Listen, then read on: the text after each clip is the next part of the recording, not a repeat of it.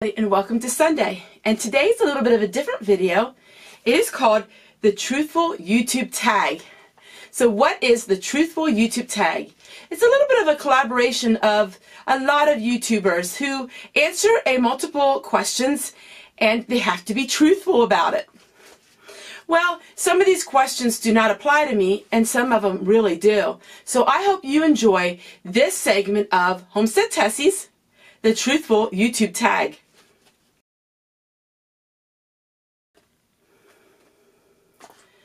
The first question is, what product do I use alone and do not show?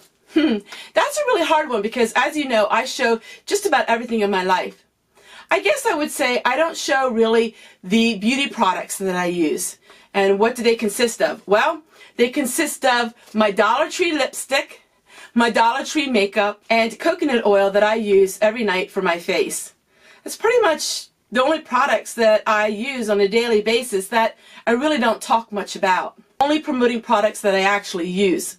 And one time I got a product from China and it was supposed to chop your vegetables. It didn't work and I didn't even do the review on it.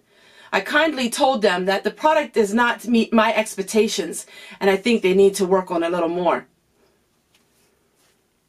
Are there any products that you don't buy? Well, there's a lot of products that I don't buy. I don't buy laundry soap. I don't buy spaghetti sauce. I don't buy a lot of things that I can produce here at home. I do have my own laundry recipe and I do a lot of my own things like that. So there's a lot of products that I don't buy. Do you have any blocked words on your YouTube channel? Well, yes, I do have blocked words on my YouTube channel and I think you can understand that. So they are your typical words that you would not use in respect. Have you ever blocked people on your YouTube channel? Surprisingly, yes, but not very long. I have a 1, 2, 3 strike. And so what I do is if somebody is very rude on my channel, I will block them. But in a couple weeks, I will unblock them.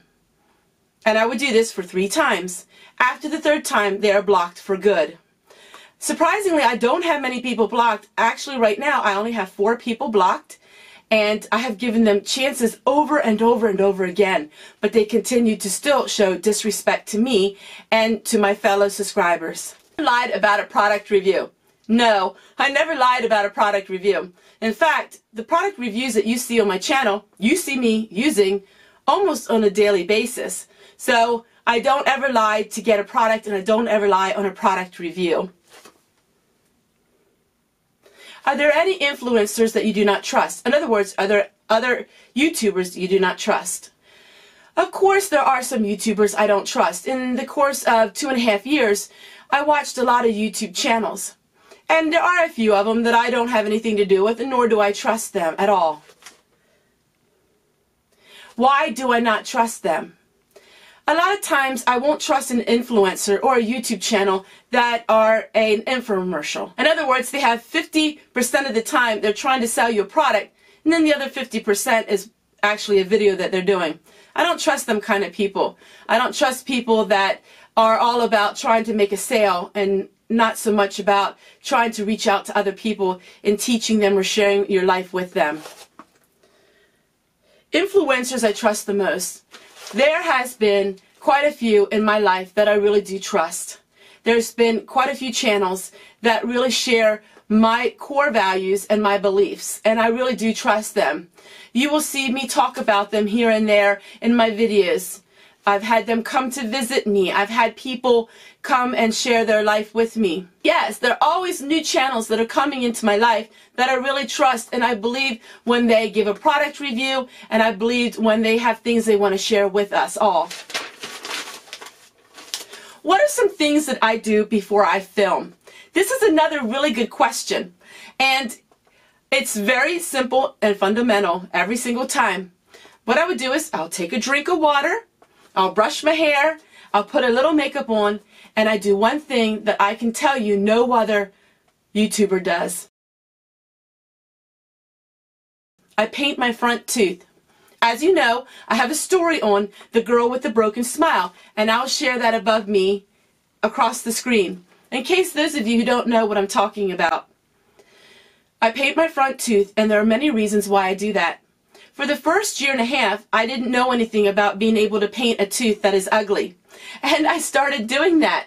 And it's been such a blessing to me. As I said in my video, my tooth is discolored not because there's anything wrong with it per se. It's because I had a trauma accident when I was a young girl, and I have a cap put on my tooth. I need a new cap. And this brings up to the #1 question that subscribers have of me. Tessie, why in the world do you not get your front tooth fixed? It's a really good question. And I'm here for the first time to answer you in a very truthful way. I'm going to be straight up honest with you. I never really quite went deep into detail as to why I didn't get it fixed. It costs $1,000 to fix it. Yes, that is high priced. Yes, I could get it fixed. But I have a real anxiety about going to the dentist. I'm going to share with you across the screen my issues that I have with going to the dentist, and I will share with you my traumatic experiences with the dentist. I have a fear of going to the dentist. I know eventually the cap will fall off, and then I will get it fixed. I'm the kind of person who, unless I'm faced forcefully to do something, I have a hard time to do it. When it comes to something I'm very fearful of. And if you watch my story about my surgery that I had for 2 years in a row on my bones in my teeth, I think you will understand where I come from about being afraid to go to the dentist. Even though my tooth is perfectly fine, it had a root canal, there's nothing wrong with the tooth, and it's all cosmetic. I'm such a wimp when it comes to the dentist, and I will be the first one to admit that to you today. Have I ever had a bad interaction with a sponsor? No, not at all. In fact, the sponsors who come to me and ask me to review their products, I've had really good understanding with them, and I really enjoy working with them. But like I said, for every 10 I get, I only probably answer to 2 of them that I feel are worthwhile in sharing. I get most of my ideas. I think I explained that to you in just last week's video. 90% of my ideas come from books. I love books, and I love reading books, how-to books. I love only nonfiction books, and so if it's something I can learn from, I love to read it, and I love to share it with all of you.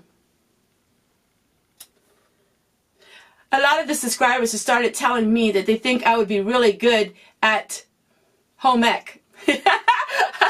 That makes me laugh. I've always thought it'd be great to be a teacher, and I would have loved to have been a home ec teacher.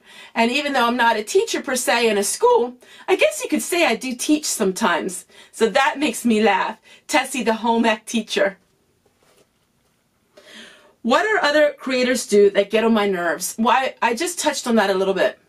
People who say things that they don't mean. People who are not trustworthy. People who are infomercials, who all they want to do is make a fast dollar. Who aren't very honest about the products. In other words, they say their products are a good deal, but you find out the products cost 10 times more than things that you would buy in a regular store. I really went into it on this video I did over 1.5 years ago. In fact, it was almost 2 years ago. And I got a little bit of flack on that video, but I still stand by my word today. I don't believe that you should solely sell products. I really believe that you should share your life with one another. And even though some of my friends do sell products on their YouTube channels, they have a distaste for multi-level marketing. Very much so. That's something that happened way before YouTube. I've never liked multi-level marketing at all. Is my tips for someone who's starting out on YouTube. Well, a lot of times I will share my tips, but a lot of YouTubers aren't willing to do what I have to say. Trying to monetize your YouTube channel, or are you just trying to make a channel? It's two opposite and direct differences. If you're trying to monetize your channel, you have to do a lot of work. Whatever you put in is what you get out. And sometimes, just sometimes, you put in a lot more than what you do get out. I feel I put in a lot more than what the advertisers and what YouTube is giving me. I feel I've worked harder than pretty much anyone that you could ever imagine. And I do feel that sometimes I am not given the break that some people are given. due to my beliefs and the way I have my life set up. But what you need to do is, for me, is you have to make a video every day. If you don't make a video every day, you got to make it consistently and often. You got to reach out to people. You got to be a friend. You have to have a video that has some kind of substance to it, whether it's emotional or whether it's teaching. You have to be yourself. You have to share with the world your life. If you can't share the world your life, they're not going to share with you. You have to be ready for thick skin. It took me about 1.5 years, 2 years to have really thick skin, because there's always going to be somebody that says something very mean and nasty to you, no matter who you are or what you look like. There's always going to be people that try to cause you harm in emotional well-being. You have to just relax and just take it as it comes. You don't look at your subscriber rate. You don't look at your views. You just be yourself and be friendly and kind and have a listening ear to others. You have to start out and just enjoy it. You can't do it with thinking that you're going to get paid, because if that happens, you'll never keep it up.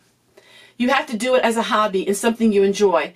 And if you're lucky enough or blessed enough to be able to get paid by doing your videos, count it a blessing. Today, the internet could be shut off, and any day things could happen. So you just enjoy your life and enjoy sharing with other people. I encourage people to get on and make a YouTube channel. The number one thing it's helped me with is I've gained a lot of knowledge in knowing how people interact with one another. I gained a lot of knowledge in knowing how nice it is to have friends and how people love you back. I've gained a lot of knowledge in knowing how life is in general for other people. My camera has gone across boundaries, state, worldwide, and I've got to see how other people live in life. I also learned a lot about myself through my YouTube channel. I learned about how I transpired into someone who has a little more self-confidence compared to when I first started. I learned to conquer my anxiety disorder by having my face on the camera and looking into the camera and looking at myself. I think a lot of you are going to notice in the last couple weeks, last month, you don't see me looking off to the side as much. When I make a video, I have a preview screen, and so the preview screen is off to the right of me. And so a lot of times when I first starting out, I would look at the screen and not look at the camera lens, because I was always conscious of what I looked like. Did everything look right? Is it looking right? And I had to make sure that my tooth looked okay and that, you know, there was no lipstick on the painted part of my tooth. I'm being brutally honest with you. A lot of times people said I was scripted because I was always looking off to the right. They thought maybe I had words that were written up on the side. I don't. I just would look at myself every once in a while just to make sure everything was all right. I don't do that anymore.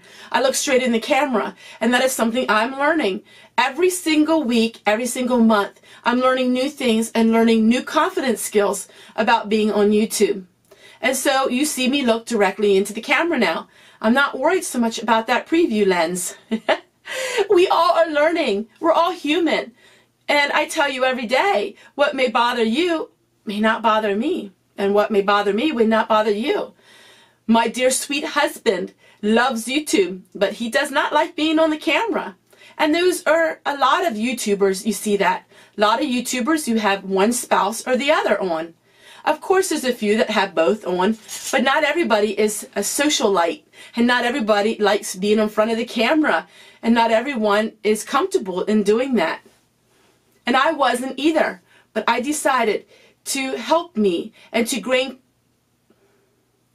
And I wasn't either, but I learned to step outside my box, step outside my shell, and learn who I really was, and learn a lot about life. I hope you enjoyed these questions for the truthful tag, and I've been brutally honest with you in my truthful tag about imperfections that I have and flaws that I have. We all have flaws. I'm going to leave this video with one last word of advice. Not everybody who watches YouTube channels are there to watch out of kindness and respect. To a few of you who watch the YouTube channels and have mean things to say, I'm going to ask you to do one thing for me.